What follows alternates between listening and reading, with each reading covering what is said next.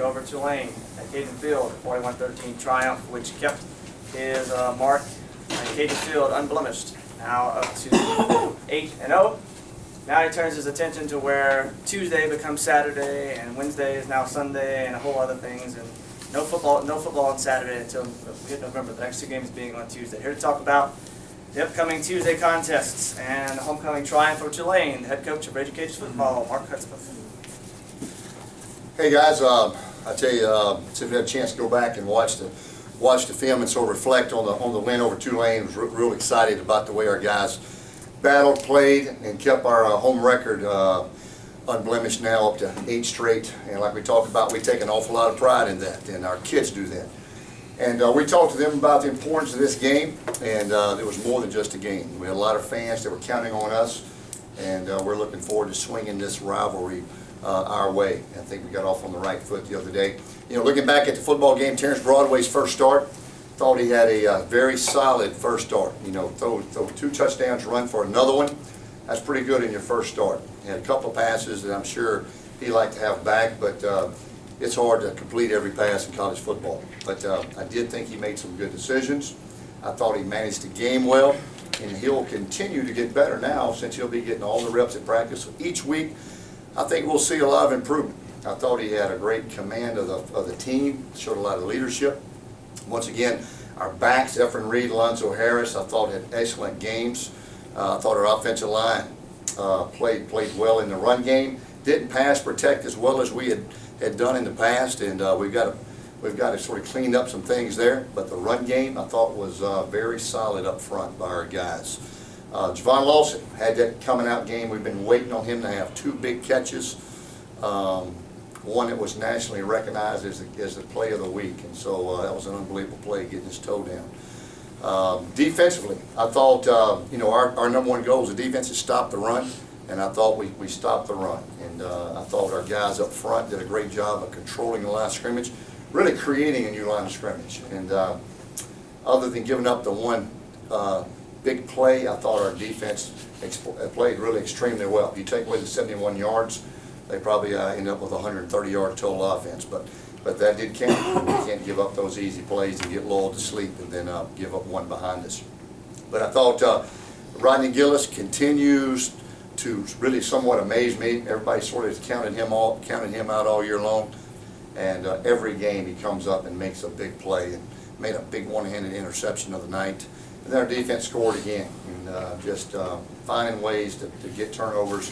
Right now we're +8 in the turnover category, which to me is really good. We're probably top 5 in the country, and if we can continue to build on that, we'll have a chance to be successful as we move forward. Kicking game wise, our kickoff and punt coverages right now are just playing lights out, and making teams have to go 80 every time they catch it, or every time they get the ball. A little disappointing with the field goals. You know, we missed one, and then we had one blocked.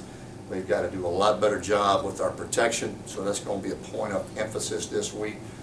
Can't just take those for granted and just sort of step inside half-hearted. And those guys are on scholarship too. They're trying to block it, so we got to do a lot better job than we did. But also proud of our fans. Our fans will answer a challenge in a heartbeat, and I was extremely excited to see that type of tailgate, that type of big game college atmosphere. Game was loud. It was almost so loud sometimes I was having trouble hearing Coach Johnson, Coach Stewart on the headphones. That was just a big-time environment. Student body, fans, great to see our alumni coming back. It's just a great day for the Raging Cajun Nation, and now we're just looking forward to moving forward. Back in the Sun Belt Conference play this week against a very physical and tough North Texas team. So with that, I'll open up any questions. Picked up half a dozen votes in the coaches poll. First of all, was yours one of them, and what does it say that you're starting to get some notice nationally? Well, I'll be real honest with you. When I saw that, I was really surprised, not surprised, but glad to see that. And to be honest with you, no, mine was not one of those. I'm waiting to see how we do these next couple of weeks, and it very well could be one of mine. I think we're close to becoming a very good football team. We're still a work in progress, trying to improve. Our young guys on defense are coming around, but when you start getting votes from other people, and you're not just counting your own vote, then I think that's opening some eyes around the country. And and so that's great to see. But we're still working hard to just get better each day.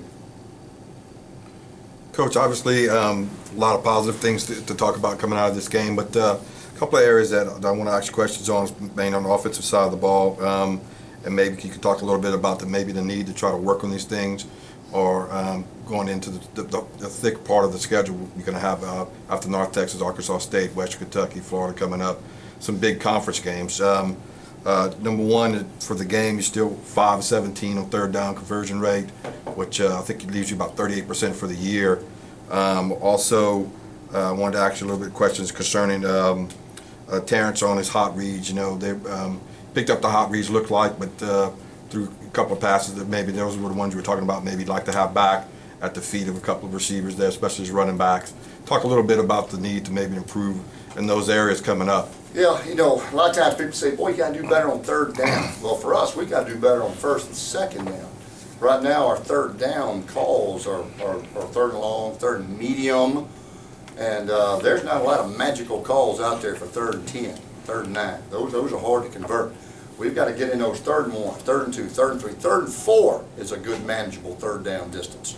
You get in a lot of third and 5 pluses, that's tough because, you know, just defenses can make it hard on you. So we can do better on first and second down. We'll do better on third down. And then, you know, really we didn't have any hot throws at the blitz. We didn't really throw off any blitz the other night, but the short throws that Terrence made, his feet, he got I thought, a little happy with his feet the other night, threw off his back foot a couple of times, and that caused an error throw. The one that he threw the interception on, he had his feet, he was fixing to throw left, and in the last second decided to throw right. Sort of a bad combination when you do that. So that was one of the ones I know he wished he'd had back. And just more practice repetitions and just going through his progression, taking what the defense gives him, and not forcing things. And he understands, hey, it's okay to punt. And we'll come back and play good defense, get the ball back, do it again. Can't turn the ball over. But nevertheless, we got to get better at third down. In order to get better at third down, we can become better at first and second down.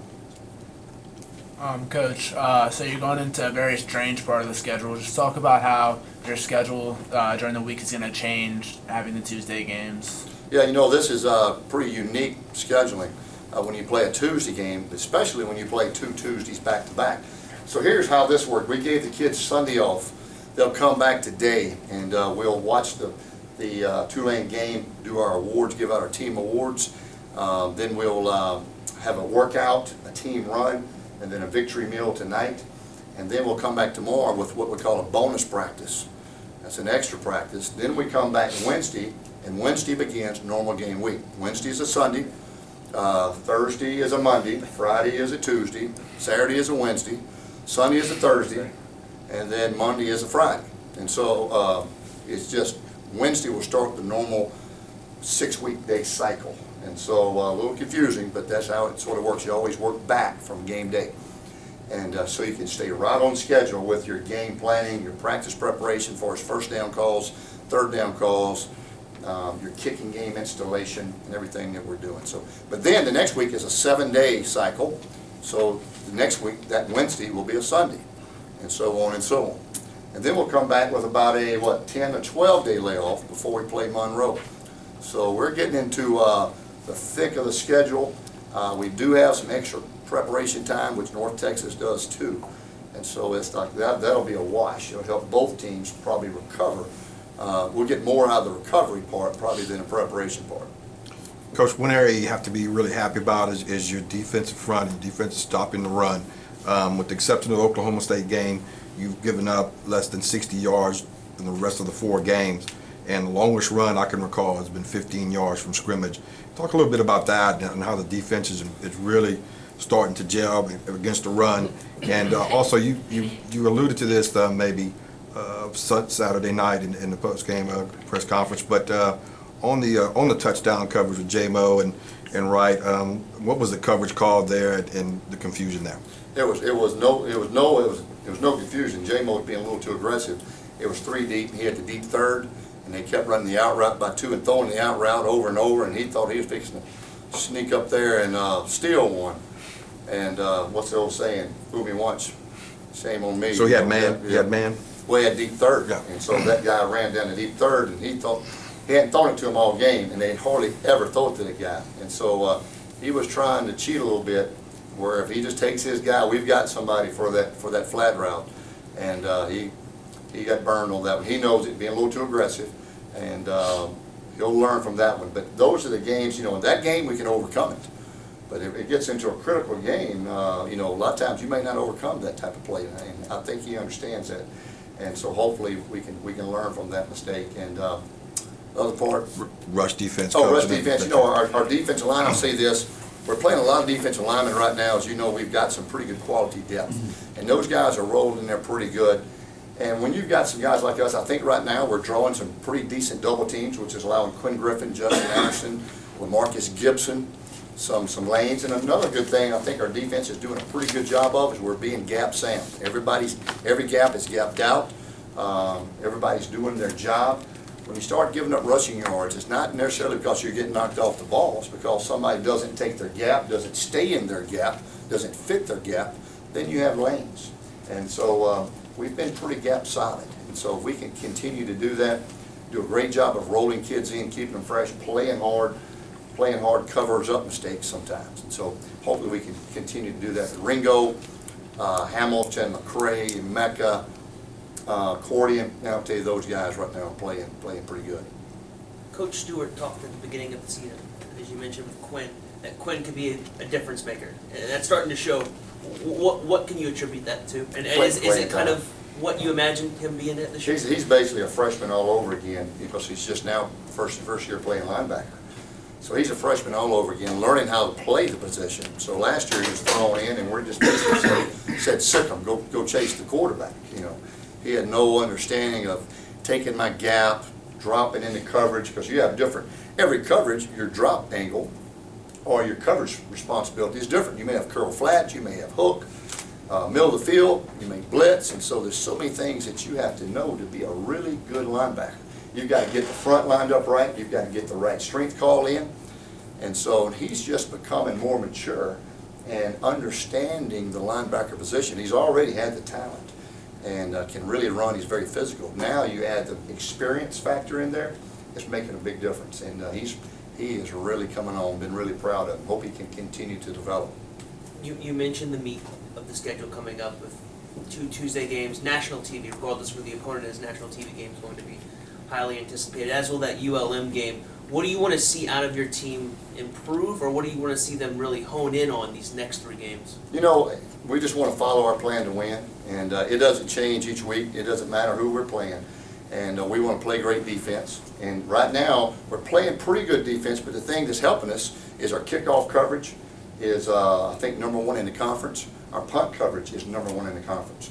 So we're making teams, we're not giving them the ball at midfield on a big kickoff return. We're making them have to drive the distance if they do score. We're not turning the ball over. We've had 5 the entire year. So that's a big difference in playing great defense. And then we've got to play great special teams. Up until the other night, our special teams had been lights out. We had the blocked field goal, which was to me a big disappointment.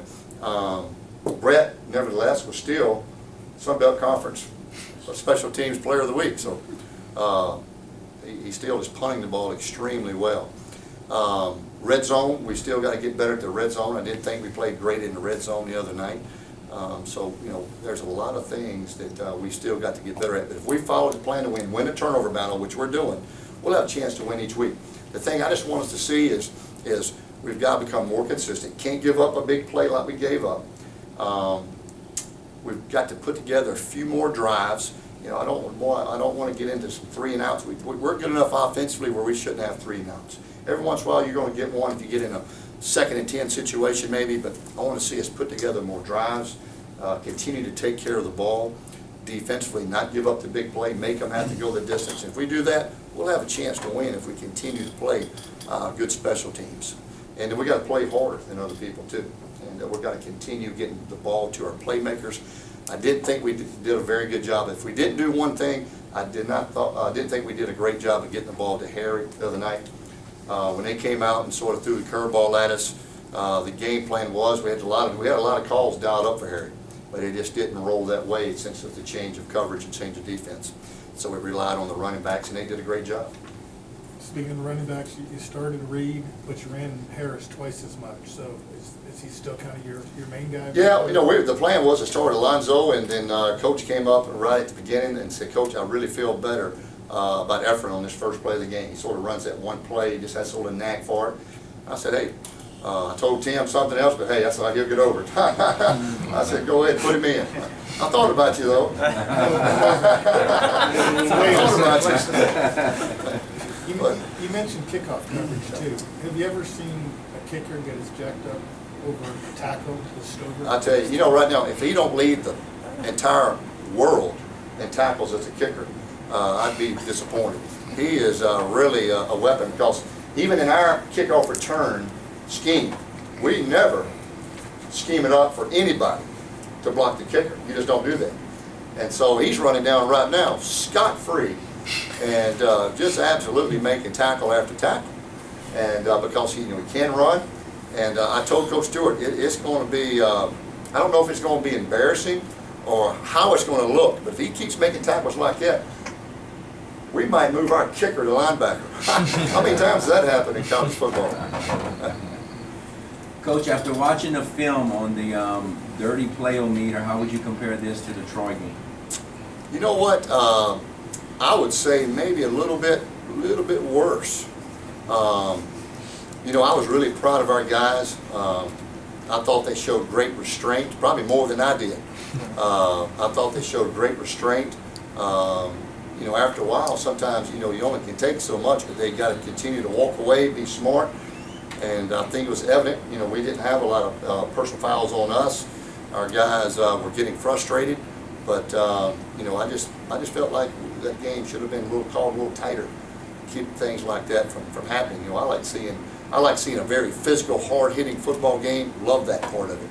But I love great sportsmanship and teams that play with class and character, and that's the way we're going to play.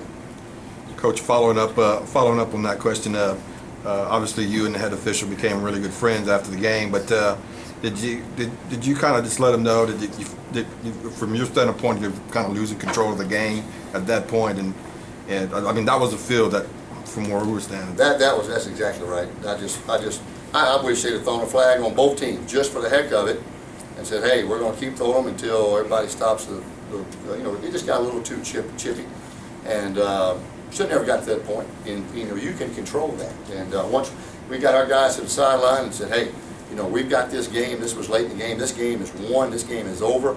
Do not do anything that's going to cost you the North Texas game next week, because we're back in Sun Belt play. We've got to have every player there, and they understood that. They wasn't going to do anything that was going to cost them that. They are anxious to get into Sun Belt play. Coach, talk a little bit about North Texas. They've had some success. Got a chance to watch them several times, but they've had some success throwing the ball down the field. Against LSU, they really went down the middle of the field on those guys. And last week against Houston, while they got beat pretty bad, they ran the ball well and still throw the ball pretty well. So offensively, they clearly can move the ball. They can, I tell you, but they've changed their style a little bit too. I tell you, they are right now under center, a power run team. They want to line up under center and just come right at you and hammer you. They're very physical up front. Their backs run hard. To be honest with you, I really picked them to beat Houston. Houston, has not done a whole lot this year, and I just really felt like they were going to really get after Houston. I was a little bit surprised there. But to me, they've played an unbelievable schedule. They played two teams in the top 10. They are, I think, an outstanding team. Coach McCarney, to me, has done an outstanding job this year. They are very physical, very sound, and have played really good football. I think they held Troy to 21 points and only like 300-something yards. And so they have played really solid. It'll be a tough Call of Duty heading over there to their place. Like I said, I think it's their third year in this $90 million stadium. It'll be a tough place to go play, so we're going to have to be extremely prepared.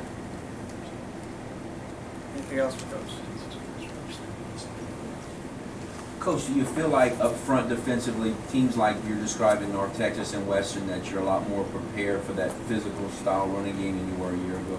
I think we are. I think our defensive line gives us an opportunity to match up with teams that can power you. And I think our linebackers maybe fit a little more for some run game than than the teams that are going 4 wide and empty and spreading you out and making you really need very athletic kids all over the field. You know, but you know, you just don't see it a lot, and so that's the concern. You know, every week you're seeing the spread. Then you play North Texas, and man, they're coming right at you, and you just got to change your mentality. And so hopefully we can have a great week of practice. And our kids like being physical. If you're a linebacker, a defensive player, man, you are loving this type of game because it's one of those physical, get after each other type ball game. We'll have to be very, very sound gap-wise on defense. But here's the thing, you know, you gotta put people in the box to stop the run, and then that's where if you're not careful, then they lull you to sleep and get you in one-on-one situations and hit the big plays on them. So that's a concern. So we'll have to be extremely prepared for these guys. All right, guys. Good. Thanks a lot. Thanks, Coach.